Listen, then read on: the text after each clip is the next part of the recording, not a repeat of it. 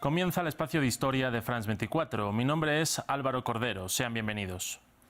El 20 de noviembre de 1975 murió en Madrid el que hasta la fecha es uno de los dictadores que más tiempo estuvo en el poder en Europa, Francisco Franco, una figura altamente controvertida en España y cuya sanguinaria dictadura sigue teniendo eco y resonancia en la política actual española. Pero, ¿cómo llegó este militar al poder? Y, sobre todo, ¿cómo logró afianzar su régimen hasta su muerte, a pesar de que otros gobiernos fascistas fueron derrocados en Europa tras la Segunda Guerra Mundial? En France 24 se lo contamos. Francisco Franco fue un militar de carrera que se desarrolló como general en las colonias españolas del norte de África durante los años 20 y 30 del siglo pasado. De convencida tradición católica y conservadora, fue crítico con los gobiernos reformistas instaurados tras el inicio de la República Española en el año 1931, aunque juró fidelidad a este régimen democrático y siguió sirviendo como general. Una fidelidad que terminaría con el golpe de Estado del 17 de julio de 1936, cuando Franco se unió a un grupo de militares sublevados que se oponían a la victoria democrática del llamado Frente Popular. Ese golpe no otorgó de forma inmediata el poder a los militares, sino que dejó a España fragmentada en dos. Por un lado, los sublevados apoyados por la cúpula del ejército y la Iglesia Católica, y por el otro, el gobierno republicano de Manuel Azaña, apoyado por demócratas, comunistas y anarquistas. Los primeros se hicieron con ciudades como Sevilla, Valladolid o Zaragoza, mientras que los segundos retuvieron Cataluña, Madrid, Valencia y el País Vasco. Los militares sublevados erigieron a Franco como generalísimo de los ejércitos y contaron con el fundamental apoyo de la Alemania de Adolf Hitler y de la Italia de Benito Mussolini. Por el contrario, los pedidos de auxilio de la República Española fueron ignorados por otras democracias como Reino Unido o Francia, y su gobierno solo tuvo el apoyo puntual de la Unión Soviética de Stalin y de las brigadas internacionales.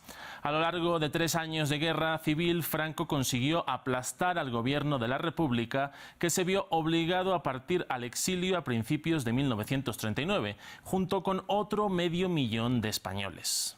Así es como el 1 de abril de 1939 comenzó el poder absoluto de Franco sobre España.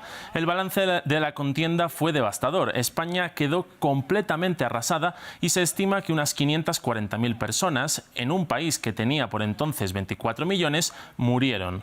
Unas 200.000 de ellas en combate, pero el resto en fusilamientos extrajudiciales, llamados paseos o sacas. Su victoria supuso la creación de un régimen autoritario personalista basado en 3 pilares: el ejército, la Iglesia Católica y Falange Española, el partido fascista que pasaría a ser el único legal por casi 40 años. Durante los primeros años, la España de Franco fue aliada de la Alemania nazi y la Italia fascista en sus contiendas durante la Segunda Guerra Mundial, aunque el estado catastrófico del país hizo que Madrid nunca entrara a la Guerra Mundial. Su obsesión se centró en reprimir y perseguir a la oposición, matando a otras 50.000 personas después de la guerra y afianzar su poder en un país en ruinas. Esta equidistancia y el desinterés de las potencias aliadas en invadir España en 1945 fue lo que hizo que Franco siguiera en el poder a pesar de la caída de Hitler y de Mussolini.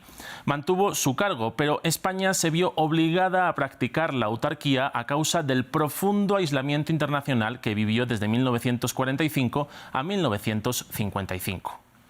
Estos son los conocidos como años del hambre, un periodo en el que las cartillas de racionamiento abundaron en todo el país. Sin embargo, esta situación comenzó a cambiar con el Plan de Estabilización de 1957, que sacó del gobierno a los falangistas y llevó a tecnócratas católicos del Opus Dei, y sobre todo tras el acercamiento a Estados Unidos gracias al carácter anticomunista del régimen franquista.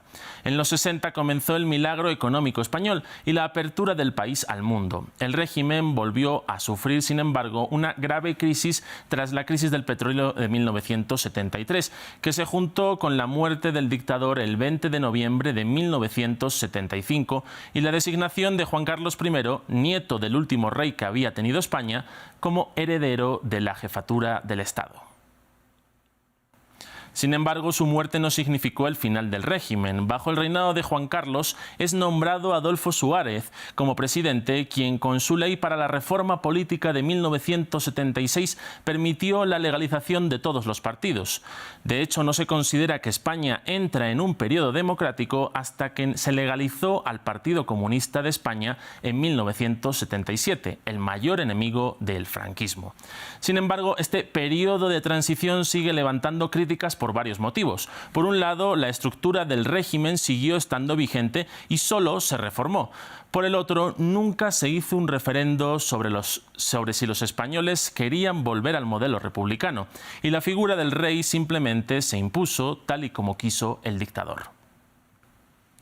Todo ello se suma a que durante el periodo democrático no hubo condenas a los miembros del régimen y durante décadas se olvidó a las más de 100.000 personas, en su mayoría militantes de izquierda, que fueron enterradas en fosas comunes por la represión franquista.